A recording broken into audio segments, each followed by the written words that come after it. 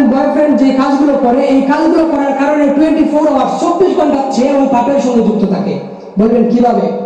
সহিহ মুসলিমের হাদিস 6647 নং হাদিস, আল্লাহর হাবিব সাল্লাল্লাহু আলাইহি সাল্লাম তিনি বলেন, বনি আদমের প্রতিটি অংশের মধ্যে আল্লাহ তাআলা জিনার অংশ নির্ধারণ করে দিয়েছেন।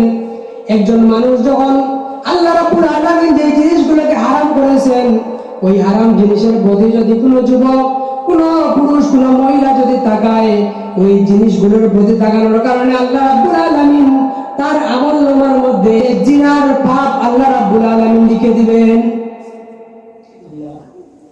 এই যে যারা গার্লফ্রেন্ড বয়ফ্রেন্ড এই কাজগুলো যারা করেন, আপনি যে মেয়েটাকে দেখছেন, ওই মেয়েটাকে দেখার কারণে ওই মেয়েটাকে দেখা আপনার জন্য হালাল না হারাম? বিয়ের আগে ওকে দেখা হলো আপনার জন্য হারাম। এই যে হারাম কাজগুলো আপনি করলেন, আপনি সরাসরি